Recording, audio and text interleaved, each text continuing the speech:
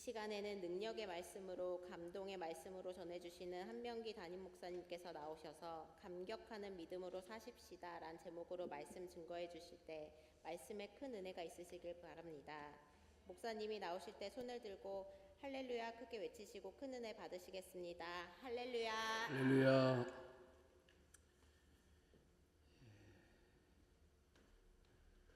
이 시간이 여러분들에게 감격이 되는 시간이 되었으면 좋겠습니다. 그냥 나와서 아무런 의미 없이 그냥 멍한 생각으로 앉아있는 자리가 아니라 정말 내가 이 자리에 있음이 정말 감동이고 감격스러운 그런 자리가 되었으면 좋겠습니다. 할렐루야. 명절 잘 세시고 이렇게 금요영성 집회에 나오셔서 참 반갑습니다. 환영합니다. 우리 옆사람과 인사하겠습니다.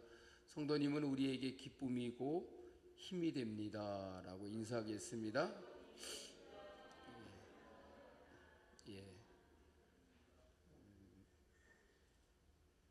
명절 때 명절이다 보니까 여기저기 다녀가시는 분들도 있어서 참 뵙고 싶은 분들을 뵙지 못하니까 궁금하기도 하고 또 이렇게 그렇게 간절함이 있더라고요. 그래서 더욱이 오늘 금요영성 집회 이렇게 한나여전대 과연 나올 수 있을래나 명절 증후군으로서 그냥 회사도 안 가지 일도 안 하지 푹 쉬다 보니까 모든 게 이제 다 귀찮아지고 그래서 몇 명이나 나올래나 그랬더니 역시 조금 나왔어요. 어쨌든 여러분들이 정말 우리에게 감격이 되었으면 좋겠습니다. 여러분, 내가 지금 살아있다라고 하는 것에 감격해 보신 일이 있습니까? 딱 한 분 아멘 하시네요. 아유, 그냥 확 죽어버렸으면 좋겠네. 아유, 그냥 나이 드신 우리 권사님들 뭐하려고 이렇게 오래오래 살면서 고생을 하나. 아유, 빨리 죽어야 되는데. 그럴 때마다 꼭 해주고 싶은 말이 있어요. 권사님, 내일 돌아가시도록 기도해 드리겠습니다.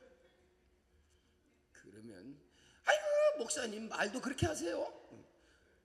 죽어야 된다 그래 놓고 내일 돌아가시도록 기도해 드린다 그러니까 막 화를 내고 역정을 내시. 여러분, 내가 살아가고 있음에, 내가 살고 있음에, 내가 살아있다라고 하는 이 사실에 여러분 감격해 보십시오. 예를 들어서 병원에 아주 중한 병으로 입원해 있는데 의사가 3개월 내지 6개월밖에 못 산대요. 그러면 여러분, 그분은 내가 지금 하루하루를 살고 있다는 게 기적 같은 일이 아니겠습니까? 생사의 갈림길을 경험해 본 사람은 정말 살아있다라고 하는 것이 얼마나 감격스러운 일인지, 내가 숨을 쉬고 있다라고 하는 이 자체가 얼마나 감사한 일인지를 깨닫게 된다는 것이죠. 여러분, 오늘 내가 살아있다라고 하는 이 사실 자체만으로도 감사하는 우리가 되었으면 좋겠습니다. 아멘 안 하신 분들은 내가 내일 돌아가시도록 기도해 드릴 거예요.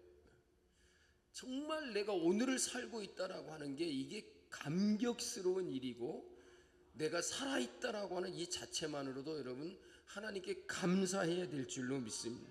왜냐하면 내게 생명이 있다라고 하는 것은 나는 가능성이다 라는 이런 말인 것입니다. 여러분, 죽은 사자보다 살아있는 개가 더 낫다 그래요. 아무리 못나고 아무리 어렵고 힘들어도 아직 내게 생명이 있다라고 하는 것은 아직 가능성이다라고 하는 것을 우리에게 말해주는 것입니다. 살아있는 사람에게만 가능성이 있는 것입니다. 아무리 훌륭하고 아무리 뛰어난 사람이라도 숨이 끊어지면 그에게는 그 어떤 가능성도 존재하지 않는다는 말입니다. 내가 살아있으므로 얼마든지 달라질 수 있고, 아멘, 새로워질 수 있고, 무엇인가를 우리가 분명코 이룰 수 있다라는 사실입니다. 살다 보면 정말 힘들구나, 살아가면서 나 혼자뿐이구나 라고 하는 그런 생각이 들 때가 있더라는 것이죠. 아무도 내 마음을 몰라주는 것 같고 내 마음을 털어놓을 사람이 내 곁에는 없다라는 생각이 들 때가 있습니다. 제가 오늘 아침에 카톡을 보내면서 글을 써서 보냈는데, 문 밖을 나서면 사람들이 너무너무 많다. 근데 그렇게 많고 많은 사람 중에 내가 만나는 사람은 그렇게 많지 않더라. 그래서 우리의 만남은 필연이라고 하더라. 인연이라고 하더라. 아무리 문 밖을 나서면 사람이 그렇게 많아도 여러분, 인연이 없으면 내가 만나는 사람은 없습니다. 만날 수 있는 사람이 없습니다. 필연이 아니면 나의 친구가 되어지고 나의 이웃이 될 사람이 없더라는 말이죠. 힘겨운 인생살이 가운데도 여러분, 분명코 나는 혼자가 아니다라고 하는 생각을 가지셔야 돼요. 사랑하는 남편이 있고, 사랑하는 아내가 있고, 부모가 있고, 자식이 있고, 형제가 있고, 친구가 있습니다. 설날 명절에 여러분, 이런 것들 다 느껴보셨죠? 부모가 없다고요? 형제가 없다고요? 친구가 없다고요? 그러면 적어도 내가 이 성남중앙교회를 다니는 한 우리가 함께 할 수 있는 믿음의 식구들이 있고, 나를 위해서 기도해 줄 리가 있다는 사실, 그리고 또한 하나님이 나와 함께 하신다라고는 확신을 가지고 살아갈 수 있다는 말이에요. 왜? 내가 살아있기 때문이다. 우리 옆 사람에게 축복하겠습니다. 하나님이 늘 성도님과 함께 하십니다 하고 축복하겠습니다. 성도님을 위해서 기도해 주는 이가 있습니다.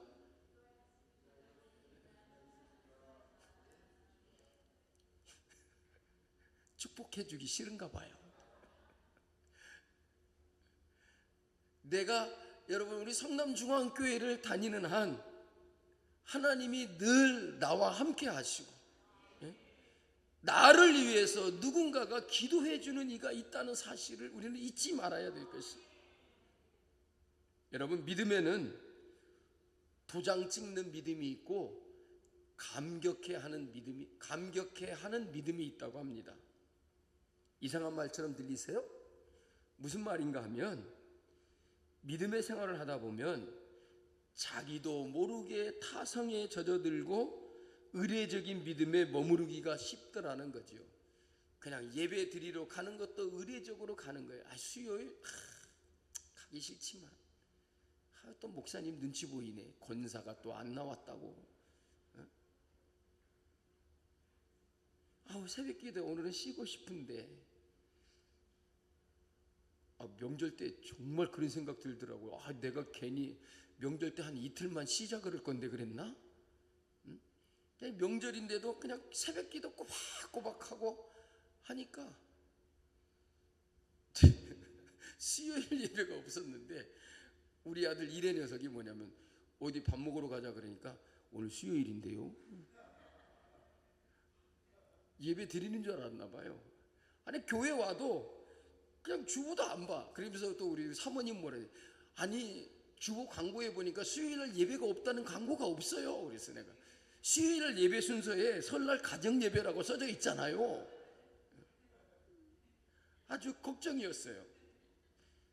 수요일 예배 한 번 안 드리는 것이 이렇게 큰 충격적인 일이 되는구나. 근데 쉬다 보니까 새벽 기도도 쉴 건데 그랬나?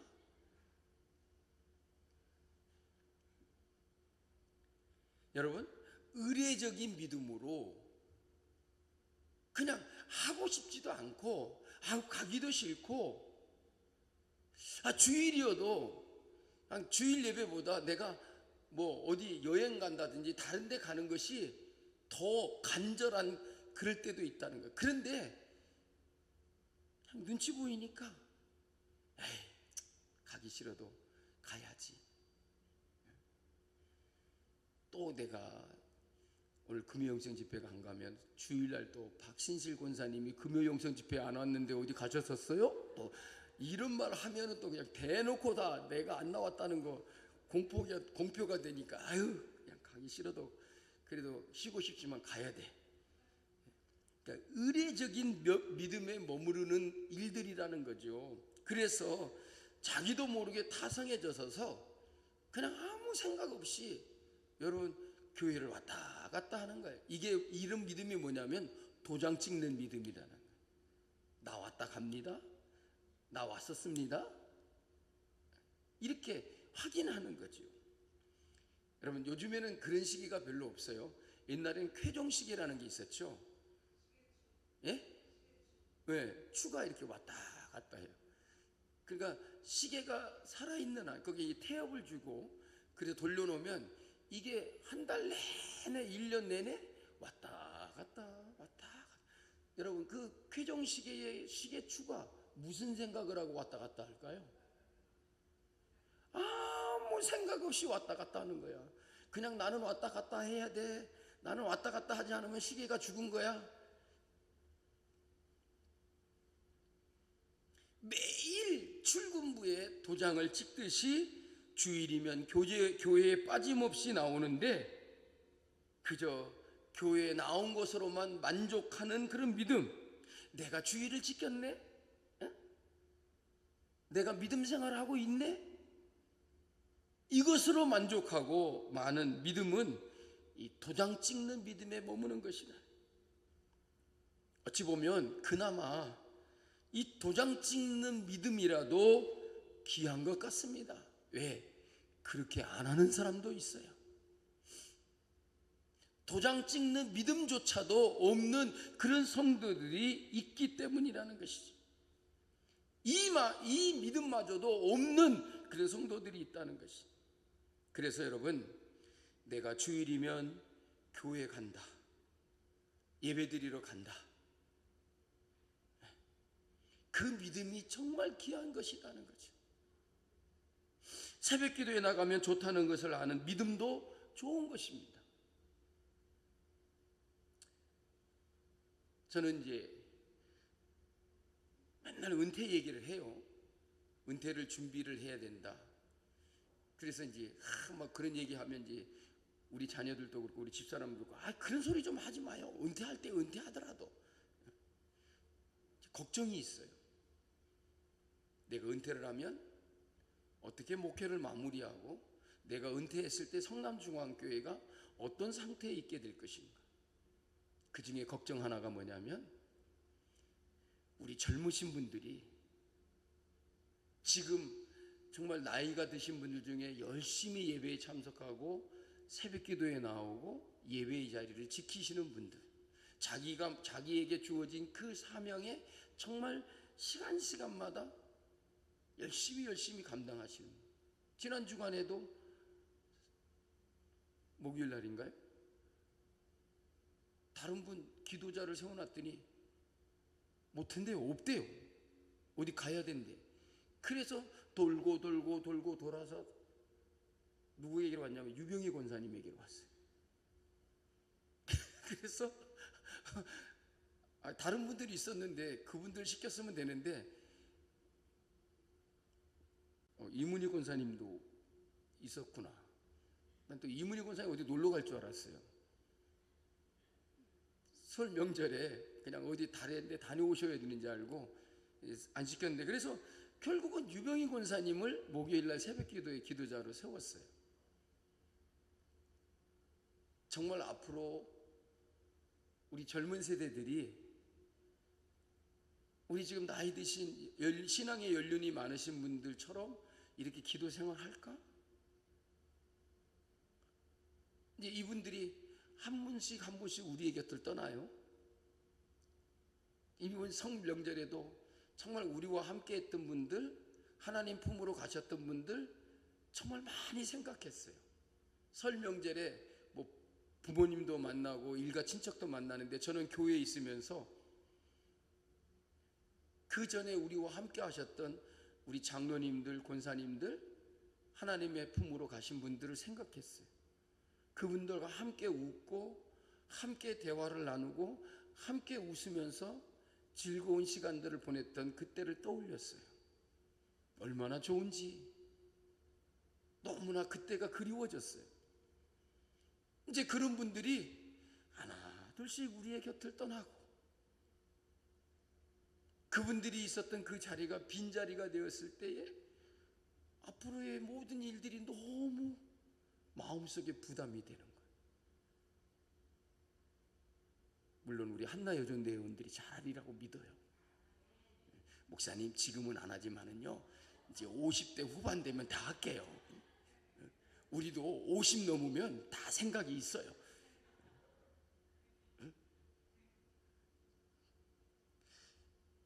생각이 있지만 우리 사모님하고 그런 얘기했는데 새벽기도도 훈련이 돼 있어야 된대. 훈련이 안 돼 있으면 나오려고 해도 나오는 게 힘들어요. 김미연 집사 그렇죠? 어쩌다 새벽기도 한번 나오면 그날은 그냥 온 몸에 힘이 다 빠지는 것 같고 하루가 너무 버거워. 왜? 새벽기도 다녀왔다는 것 때문에. 그래서 훈련이 돼 있어야 된다. 훈련이 돼 있어요. 근데 여러분 그렇게 힘들게 어렵게 나왔고 해야 될 일, 바쁜 일을 미뤄둔 채 교회에 나왔으면 여러분 은혜를 받아야 되죠. 설 증후군이라고 했잖아요. 쉬면 쉴수록 피곤해지더라. 그렇게 이틀, 3일, 4일, 5일을 쉬었는데 고단하더라. 왜 고단한 거지? 그게 뭐 설 증후군이래요. 어쨌든 졸린데 피곤함을 무릅쓰고 기도회에 나왔으면 여러분 말씀 속에서 은혜를 받고 세상이 줄 수도 없고 세상이 알 수도 없는 그 기쁨을 우리가 체험하고 신령한 세계를 맛보고 영적인 세계를 체험하고 감격해하는 믿음의 자리로 나가는 우리가 되어야 되지 않겠습니까? 여러분 믿음도요 도장 찍는 믿음이 아니라 정말로 감격해하는 믿음으로 살아가는 신앙생활을 해야 된다는 거예요. 주님 앞에 나왔지만 감격도 없고 예배를 드리고 있지만 감격이 없어요. 내가 주의 일에 헌신하고 충성하고 봉사하는 것도 여러분 아무런 그런 마음의 느낌이 없어. 몸이 건조하고 그냥 맹숭맹숭해. 뭐 저희 교회 성도님들도 늘 그렇습니다만은 제가 한 번은 길을 가는데 전도를 하신 분이 있어요. 그래서 전도하시는데 수고가 많습니다. 전도하시는데 정말 교회에 나가고 싶은 사람들이 있었으면 좋겠습니다. 그리고 나서 제가 물었어요. 왜 전도하세요? 왜 전도하세요? 라고 물었어요. 그분이 뭐라 그런지 아세요? 나 같은 사람이 전도하고 있다는 게 너무 감격스럽대요. 나같이 못난 사람의 입술로 예수 믿으세요라고 하는 그 말을 할 수 있다는 게 너무너무 감격스럽대요. 감격이 되니까 하지요. 그죠? 옛날 오래전에 지하철역에서 내가 지하철을 한번 간만에 타봤는데 지하철에 타면서 어떤 분이 이렇게 사탕을 나눠줘요. 그래서 통일교인가? 옛날에 통일교가 이렇게 포교 활동하면서 사탕 줬거든요. 사탕을 나눠주는 거예요. 그러면서 그분이 하는 말이 뭐라 그러세요? 이 사탕 먹으면 정말 달콤해요. 그러면서 뭐라고 말하냐면 예수 믿으세요. 예수 믿고 교회 나오면 이 사탕보다도 더 달콤해요. 그런 멘트를 하는 거예요. 사탕을 주면서. 여러분, 누가 뭐 뒤에서 지켜보고 있는 것도 아니고 그렇게 시키는 것도 아닌데 왜 그렇게 할까요? 그 전도하고 있는 분이 말하기를 나 같은 사람의 입술로 예수 믿으세요라고 전할 수 있는 게 너무 감격스럽다는 거예요. 뭔가 우리의 믿음도 감격스러워야만이 그 믿음이 행함을 가질 수 있는 능력이 있지 않겠습니까? 예배하는 것이 감격스러워야 되고, 찬송을 부르는 게 감격스러워야 되고, 기도하는 것도 감격스러워야 되고, 주방에서 봉사를 하는 것도 난 내년에는 절대로 안 할 거야, 그러는 마음보다는 정말 내가 오늘 또 식사 주방 당번으로서 이렇게 음식을 만들고 밥을 차리고 한 걸 보고, 밥을 차리고 한 것으로 우리 성도님들이 맛있게 밥을 먹는 걸 보면 너무너무 감격스럽다. 이런 마음을 가지고 하면 여러분 얼마나 여러분 힘이 나겠어요. 주방 봉사에는 절대 아멘 하면 안 해요. 그렇잖아요. 어떤 권사님이 정말 주방에서 접시를 이렇게 열심히 닦고 있더래요. 그래서 권사님은 무슨 마음으로 접시를 닦으세요? 그랬더니 아이 목사님 무슨 접시를 닦으면서 무슨 마음이 있어요? 무슨 생각이 있어요? 그냥 닦는 거죠. 그냥 물이 있으니까 닦아야 되는 거죠. 그래서 그 권사님에게 이렇게 말해줬어요. 권사님, 내가 이 접시를 닦으면서 우리 성도들이 깨끗한 접시에다가 식사를 하고 맛있는 밥을 먹을 수 있다는 것, 이게 얼마나 좋은 일인가. 그런 마음을 가지고 한번 닦아보세요.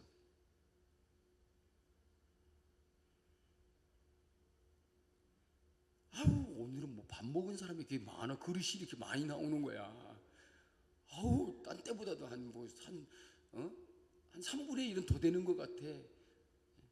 여러분, 그런 마음 가지면 실증이 나고 짜증이 나겠죠. 근데 감격하는 마음을 가지고 하면 아무리 힘든 일도 즐겁더라는 거죠.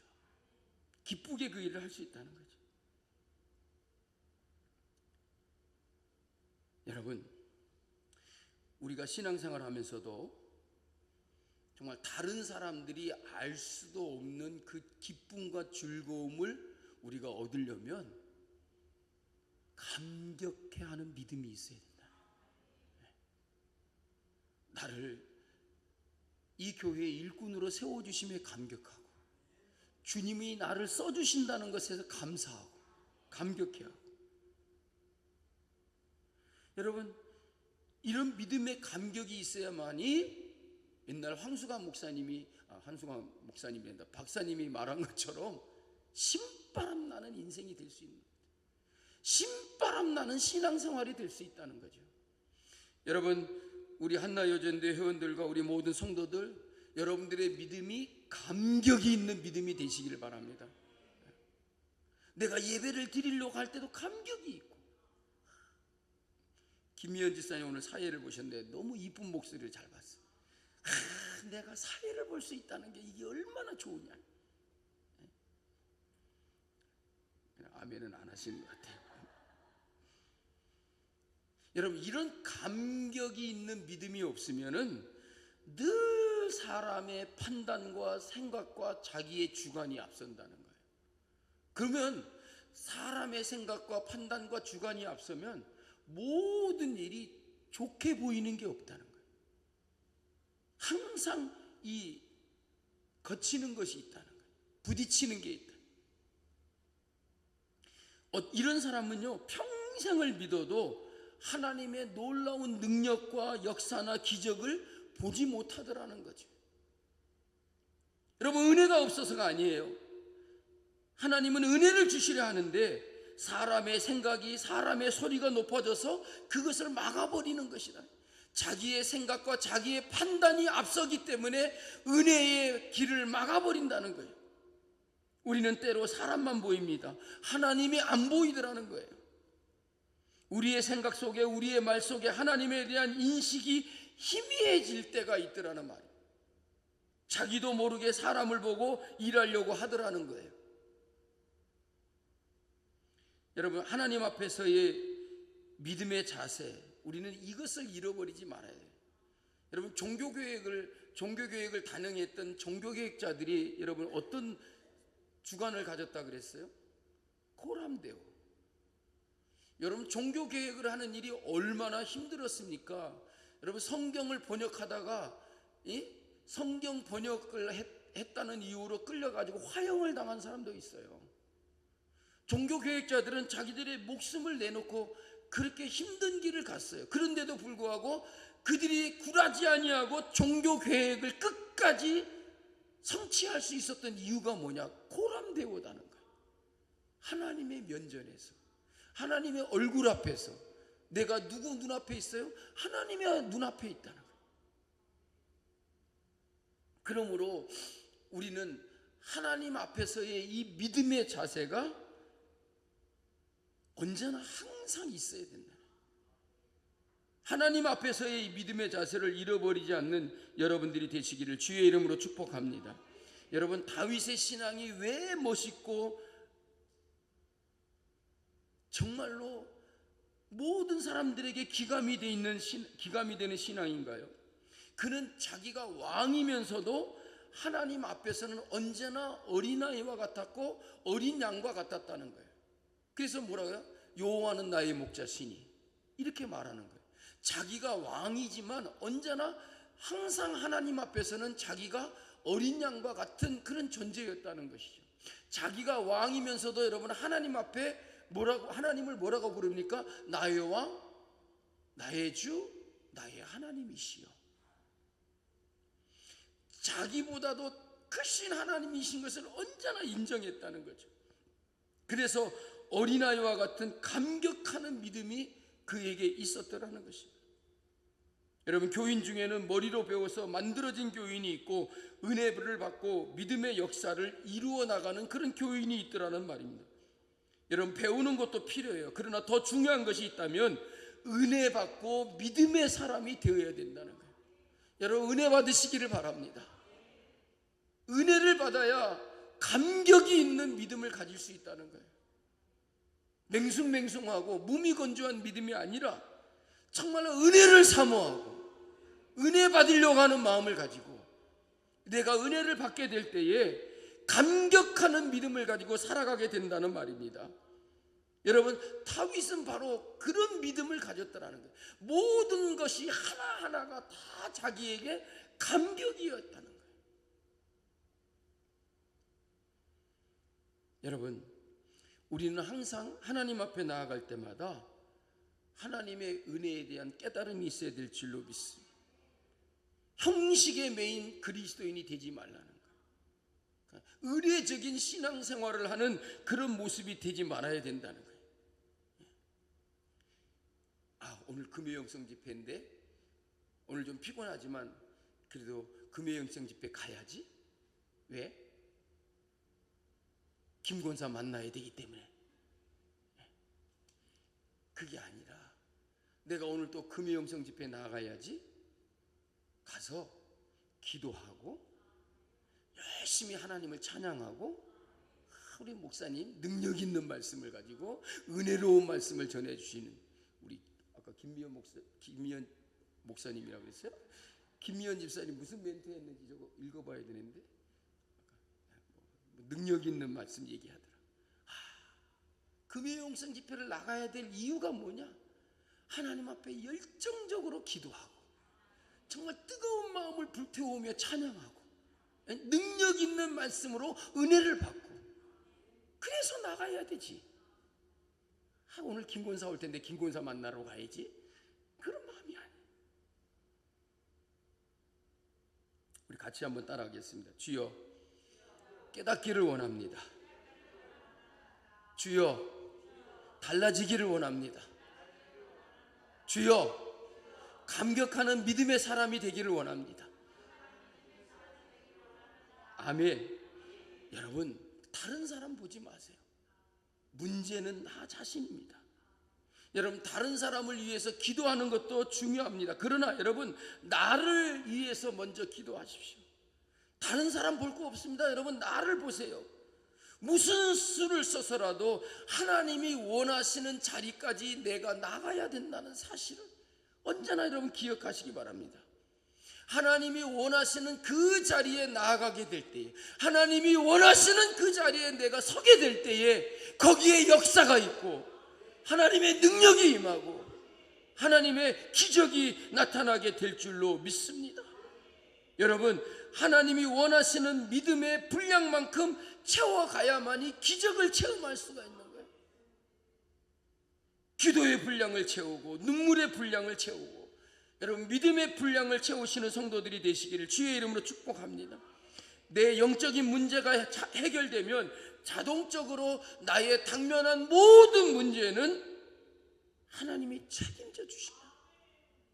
그래서 여러분, 사랑하는 자요, 내 영혼이 잘된 것 같이 범사가 잘되고 강건하여지기를 원하노라. 내 영혼이 잘되는 자리까지 나아가야만이 범사가 잘되더라는 거죠. 강건해지더라는 거죠. 하나님이 원하시는 믿음의 분량의 차기까지 가면 여러분, 하나님이 책임져 주신다는 얘기예요. 그러니까 우리가 힘써야 될 것은 뭐냐면 늘 영적인 생활을 힘써야 되는 거예요. 경건의 생활에 힘써야 된다는 거죠. 늘 하나님을 체험하는 그런 삶을 살아가면 된다는 거예요. 그러면 하나님이 우리의 육신의 모든 일들과 내 육체의 모든 건강까지도 하나님이 지켜주신다는 거예요. 무엇을 먹을까, 무엇을 마실까, 무엇을 입을까 하지 마라. 너는 먼저 그의 나라와 그 의를 구하라. 그리하면 하나님께서 이 모든 것을 너에게 더해 주시리라. 믿으십니까? 내가 정말로 믿음으로 살고 그런 영적인 삶의 자리까지 나가면 하나님이 반드시 우리의 삶을 책임져 주시고 내 인생을 책임져 주신다는 거예요. 사랑하는 성도 여러분, 지금 있는 자리에 머물러 계시지 마시고 여러분, 하나님이 원하시는 그 자리까지 우리가 나아갈 수 있기를 바랍니다. 하나님이 원하시는 그 믿음의 분량까지 채워지기를 원합니다. 믿음의 생활은요, 전진하지 않으면 그날부터 후퇴해요. 여러분, 믿음에는 제자리 걸음이 없어요. 앞으로 달려가지 않으면 후퇴하고 퇴보하게 된다는 것이죠. 여러분, 우리의 삶은 나의 믿음의 내용에 따라서 결과가 달라지게 돼 있다는 거예요. 여러분, 은혜는 쏟아지는데 믿음이 없으면, 순종의 결단이 없으면 헛수고예요. 내 생각과 달라도 끝까지 여러분, 우리는 쫓아가야 될 줄로 믿습니다. 의심하지 말고, 중단하지 말고, 흔들리지 말고, 포기하지 말고 끝까지 달려가는 곳에 결국은 되는 역사가 일어나게 될 줄로 믿습니다. 주님은 오늘도 의례적인 믿음, 도장 찍듯 하는 믿음이 아닌 감격하는 믿음의 사람을 찾고 계신다.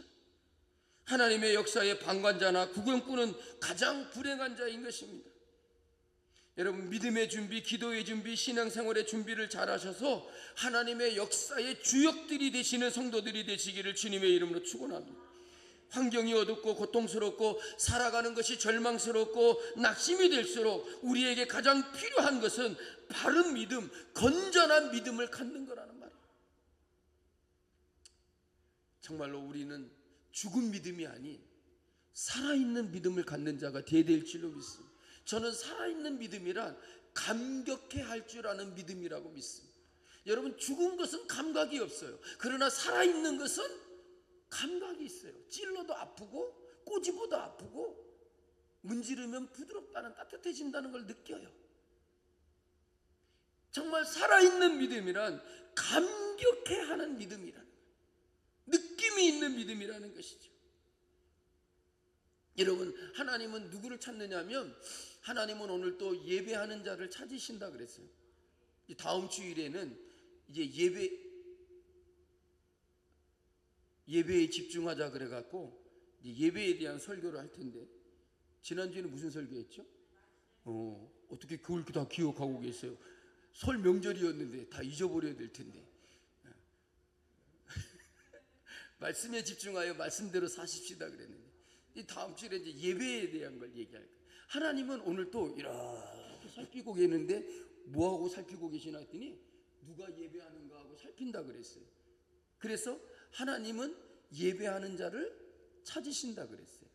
그런데 예배하는 자를 찾는데 어떤 예배자들을 찾느냐면 영과 진리로 예배하는 자들을 찾는다라고. 예배에 감동이 있고 예배에 감격이 있는 그런 예배자를 찾는다는 거죠. 억지로 끌려 나온 듯이 끌려와 가지고 여러분 그렇게 있는 게 아니에요. 지난번 얘기했죠.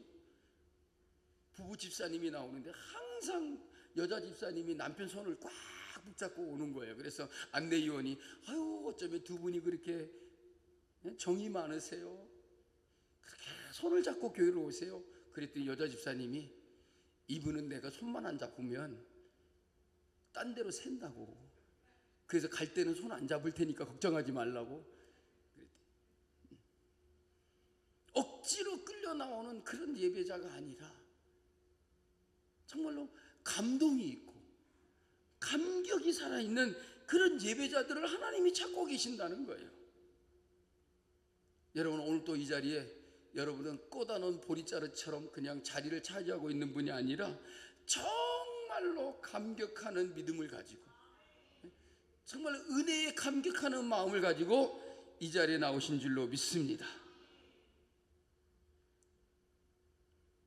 그래서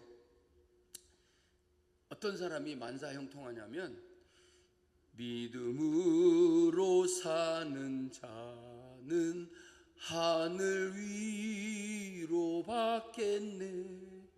무슨 일을 만나든지 만사형통하리라.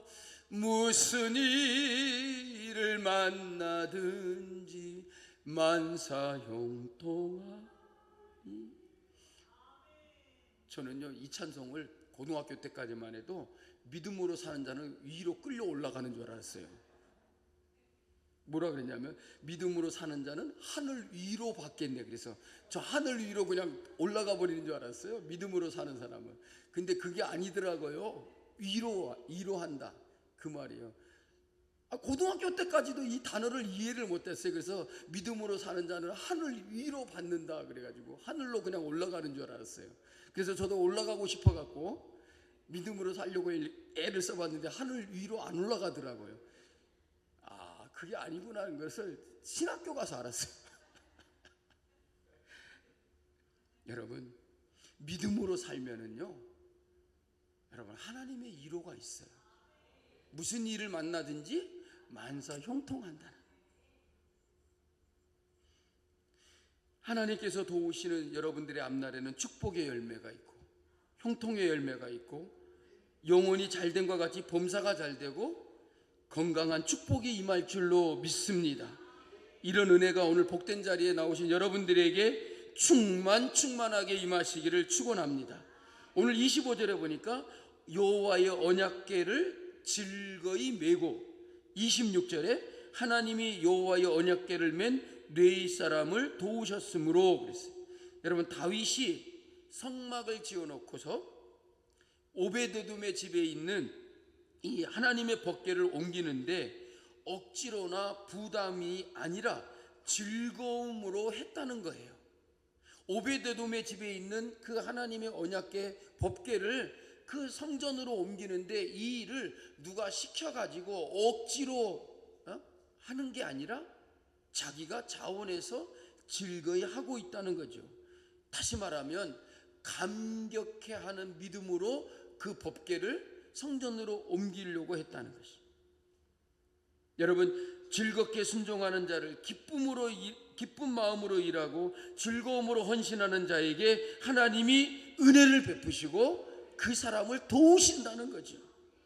무엇보다도 하나님을 사랑하는 마음이 속에서 우러나오고 하나님을 사랑하기에 정말 하나님의 집에 나오는 발걸음이 즐겁고, 말씀만 듣기만 해도 좋고, 말씀에 순종하는 일이 즐겁고, 하나님의 역사의 도구가 되는 일이 감격스러운 것이라는 거죠.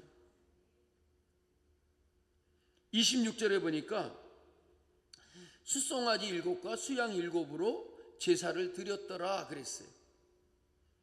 이 제사를 드린 것도 여러분 즐거운 마음으로 드렸을까요? 즐거운 마음으로 드렸을까요? 억지로 드리진 않았겠죠. 사무엘하 6장 13절 이하에 보면 제사장들이 법궤를 메고 6걸음을 행한 후 법궤를 내려놓고 그 앞에서 숫송아지 7과 수양 7을 가지고 즐거운 마음으로 제사를 드렸다라고 하는 그런 기록을 주고 있는 거예요. 그러니까 이 법궤를 옮겨가는데 몇 걸음을 갔다고요? 6걸음을. 그럼 아까 6걸음 갔다 그랬는데. 자, 법궤를 딱 메고 가는데 이제 제사장들이 메고 가는 거예요. 그래서 몇 걸음을 갔냐면 6걸음밖에 안 갔어요. 가기 싫었나? 왜 6걸음 가다가 멈췄지요? 뭐 하기 위해서? 제사를 드린다는 거예요. 어떻게 제사를 드려요? 숫송아지 7과 순양 7을 가지고 제사를 드렸더라 하겠어요. 자, 우리가 잘 알고 있죠. 첫 번째 여러분 그 법궤를 옮겨올 때 무슨 일이 있었죠? 왜 죽었어요? 죽을 때가 되어서 죽었나요? 그 전에 처음에 어떻게 법궤를 가지고 왔죠? 소달구지에다가 싣고 왔어요. 소달구지에다가 싣고 오는데 갑자기 막 소가 막 날뛰는 거예요. 그러다 보니까 그 소달구지에 싣겨있던 법궤가 어떻게 되려고 그랬어요? 떨어지고 막 움직이니까 떨어지려고 하니까 누가 그걸 붙들었어요? 우사가 누구냐 그러니까 웃는 사람이라 그러더라고요. 우사가 웃으면서 그걸 잡았나 봐요. 그러니까 우사가 손을 잡았어요. 그랬더니 우사가 어떻게 했어요? 그 자리에서 즉사를 했어요. 이게 뭐가 잘못된 건가 했더니 이 법궤는 결코 다른 사람도 안 되고 어떤 방법으로 옮겨야 되냐면 레위 사람인 제사장이 이 법궤를 메고 가야 된다는 거예요. 그래서 아무도 그거를 옮기는 것을 두려워했어요. 그래가지고 그 법궤를 어디다 갖다 놨어요? 오베데돔의 집에 갖다 놨던 거예요. 그런데 이제 다윗이 이제는 다시 법궤를 옮겨오는 데 있어서 이거 법궤를 옮기는 것은 제사장이 어깨에 메고 옮기는 거구나. 그래서 제사장들을 통해서 그 법궤를 옮기는 거예요. 그런데 전에 있었던 일이 생각이 나는 거예요. 그래서 이것도 혹시 잘못된 거 아닐까? 그래서 달구지에다가 싣고 오던 그 법궤가 떨어지려고 해서 우사가 죽은 사건을 보고서 이거 혹시라도 또 이런 불상사가 생기지 않을까 해가지고 조심스럽게 1걸음, 2걸음, 3걸음, 4걸음, 5걸음, 6걸음 가고 나서 아무 일도 없는 거예요. 6걸음을 뗐는데 아무런 일이 안 일어난 거예요. 그래서 됐다 그냥 가자 하고 간 게 아니고 아무런 일들이 발생하지 않으니까 다윗과 그 일행이 뭐를 드리려고 그런 거예요? 제사를 드리려고 하는 거예요. 이것이구나. 그러니까 여러분 법궤를 가지고 가는데 6걸음을 떼고 난 후에 뭐를 드렸다고요? 제사를 드렸다고요. 이게 여러분 억지로 한 일입니까? 아니잖아요. 6걸음을 떼놓고도 아무 일도 생기지 않고 불상사가 일어나지 않으니까 너무나 기쁘고 즐겁고 감사해서 우리 제사를 드리자. 그래가지고 숫소 7으로 순양 7으로 제사를 드렸다는 거예요. 이게 여러분 기쁨으로 즐거운 마음으로 제사를 드린 거라는 거죠.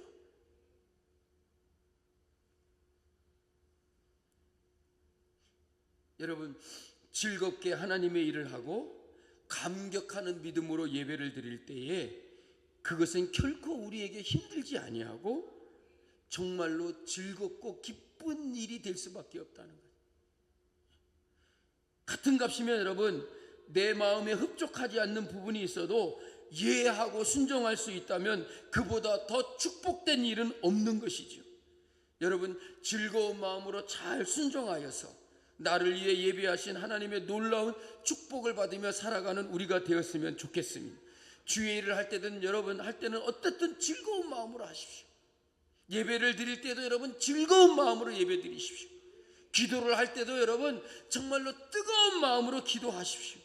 매사를 즐거운 마음으로 일하면 하나님이 기뻐하시고 은혜와 크신 축복으로 우리에게 채워 주실 줄로 믿습니다. 여러분, 내가 하나님을 기뻐하는 자리에만 있으면 하나님은 나를 도와주시고 우리를 붙들어 주시고 나와 함께 하여서 결국 우리로 하여금 이기게 하실 줄로 믿습니다. 여러분, 위대한 설교가인 스펄전 목사님이 그의 말년에 여러 가지 많은 질병으로 고생을 하였답니다.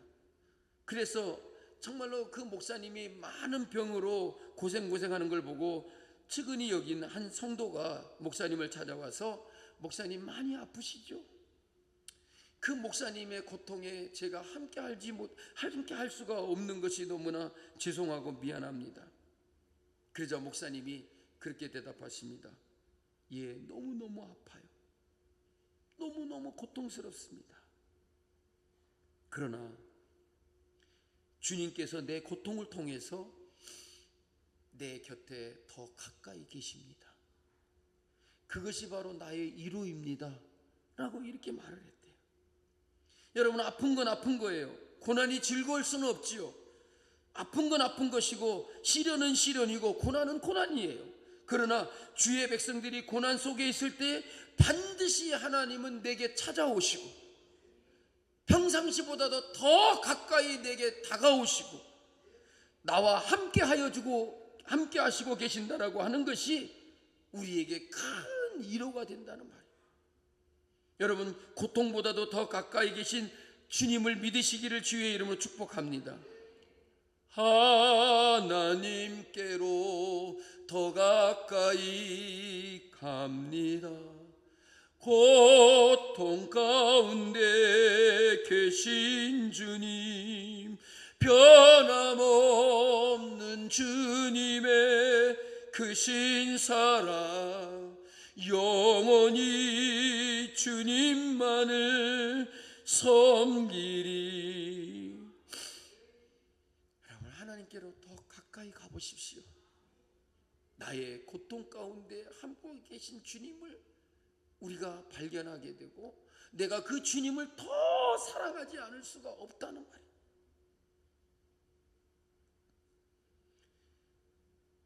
여러분, 늘 항상 우리의 삶에 우리의 마음속에 정말 감격해하는 믿음을 갖는 성도들이 되시기 바랍니다.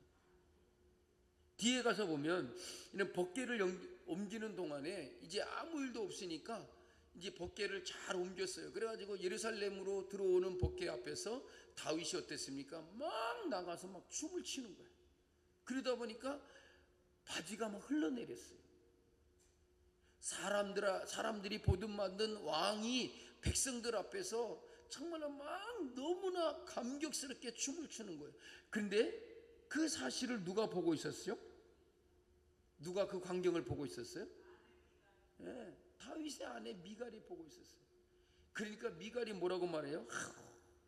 채통머리 없이 왕이 돼가지고 말이야, 애들도 안 저러는데 이 왕이 말이야 사람들 앞에서 뭐야 좋다고 막 뛰고 춤추고 그러다가 아이고 바지가 흘러내리고 참 아이고 참 꼴불견이다.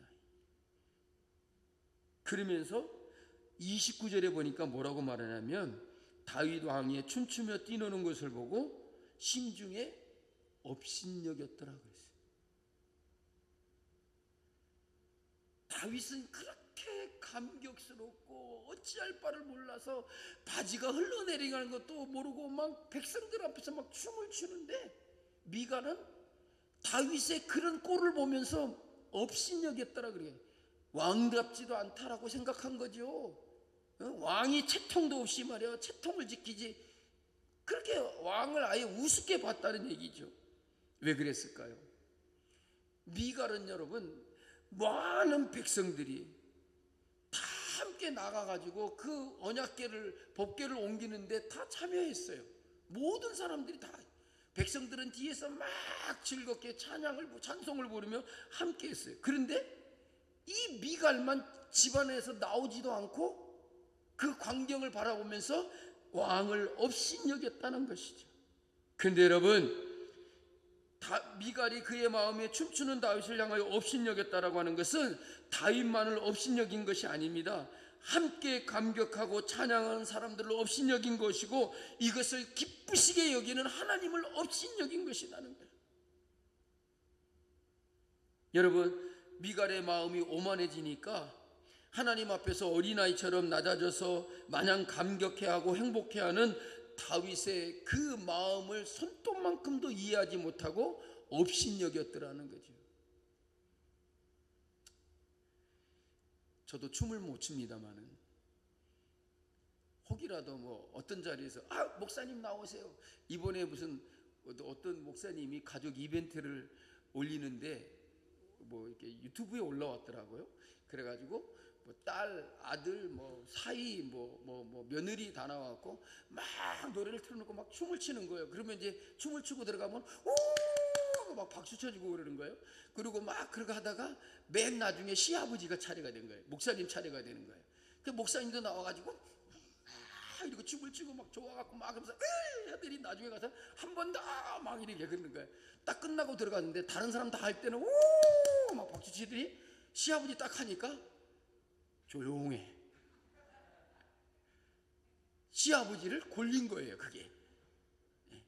다른 가족들 할 때는 막 환호성을 지르고 박수를 쳐주고, 시아버지가 나와가고 막 흔들고, 배는 나와가지고 막 이렇게 흔드는데 막 한 번 더 해갖고 막 한 번 더 했는데 박수도 안 치고 환호성도 안 웃고 다 고개를 돌리고 있는 거예요.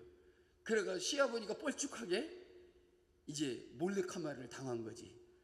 그게 시아버지 골려주기라고 제목이 올라왔더라고요. 제가 만약에 그렇게 춤을 추면 아이고 춤도 되게도 못 추면서 뭘 춤을 춘다고 나가고 저지랄 하고 있나. 응? 아이고 참, 아이고 밉상이다 밉상. 여러분, 이런 마음을 갖는 거는 왜 그럴까요? 다윗은 정말 하나님 앞에서 어린아이 같이 언약궤가 예루살렘 성으로 들어오는 걸 보고 너무나 감격해했다는 거예요. 그 감격을 이기지 못하고 뛰쳐나가갖고 백성들 앞에서 막 춤을 추고, 미갈의 마음에는 전혀 감흥이 없었어요. 법궤가 들어오든 말든 나와 무슨 상관이냐. 백성들이 나가서 뭐 제사장들과 모든 사람들이 다 나가서 그 법궤를 가지고 오는데 자기는 거기에 아무런 마음이 없어요. 한마디로 말하면 다윗의 마음에는 감격이 있었고 미갈의 마음에는 감격이 없었더라는 거죠. 우리의 믿음은 정말 감격하는 믿음이 되어야 될 줄 믿습니다. 기도를 해도 찬송을 해도 봉사를 해도 거기에 감격하는 믿음이 있어야 되고, 뜨거운 마음과 열정이 있을 때에 여러분 이전에 볼 수 없었던 하나님의 놀라운 크신 역사를 우리가 체험하게 되고 하나님의 축복을 받게 될 줄로 믿습니다. 우리 모두 다 여러분 감격할 줄 아는 믿음, 감격이 있는 그런 성도들이 되셔서 여러분의 일터와 사업과 가정에 주님이 주시는 큰 축복과 기쁨이 넘쳐나시기를 주님의 이름으로 축복합니다.